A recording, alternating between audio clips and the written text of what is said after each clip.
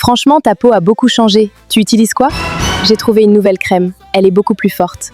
Moi aussi, j'en cherche une. Mais il y a des zones qui ne changent jamais. Mes coudes, mes genoux, mes jointures, toujours foncées. Mais en plus sur ces zones. Peut-être que tes jointures ont décidé de rester indépendantes. Mais sérieusement, j'ai déjà augmenté la quantité. Et maintenant, ma peau réagit bizarrement. Et c'est justement là que vous devez commencer à vous poser des questions. Déjà, une chose importante. Certaines zones comme les coudes, les genoux ou les jointures peuvent naturellement être plus pigmentées et plus épaisses. Elles sont aussi soumises à davantage de frottement. Donc si ça reste foncé, ça ne veut pas forcément dire que le produit ne marche pas? Exactement. Et le danger commence lorsqu'on se dit ça ne marche pas assez, donc je vais en mettre davantage ou mélanger plusieurs produits.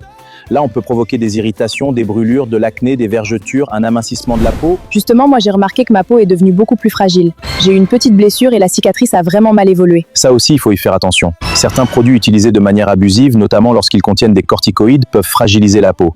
Et une plaie qui cicatrise mal, devient rouge, douloureuse, gonflée ou qui coule doit être examinée. Donc ce n'est pas juste un problème esthétique? Absolument pas. Et maintenant, parlons d'un risque auquel on pense beaucoup moins, les organes internes. Certains produits dépigmentants, particulièrement ceux qui sont clandestins ou mal contrôlés, peuvent contenir des substances dangereuses. Par exemple, le mercure. Une exposition répétée ou importante peut entraîner des problèmes neurologiques et des atteintes rénales. Et là, on n'est plus simplement en train de parler de couleur de peau.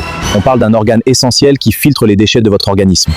Autre problème possible avec certains produits, les corticoïdes. Les corticoïdes? Oui, certains produits peuvent en contenir. Et lorsqu'ils sont utilisés de manière prolongée ou abusive, ils peuvent avoir des effets généraux sur l'organisme. Parmi ces effets, ils peuvent notamment augmenter la glycémie. Chez certaines personnes, cela peut favoriser ou aggraver un déséquilibre du diabète. Donc quelqu'un peut utiliser une crème pour sa peau sans imaginer qu'elle peut avoir des effets ailleurs? Exactement. Finalement, nous, on cherchait juste à avoir une peau plus claire. Et c'est là tout le problème. Le problème n'est pas de vouloir prendre soin de son apparence. Le problème, c'est de ne pas savoir ce qu'on met sur sa peau et les conséquences que cela peut avoir sur le reste du corps.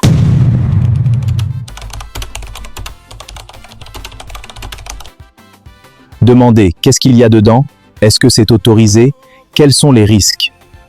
Parce qu'une bonne information peut parfois éviter une mauvaise décision. Une bonne information peut parfois éviter une mauvaise décision. Dr Abdel Massari.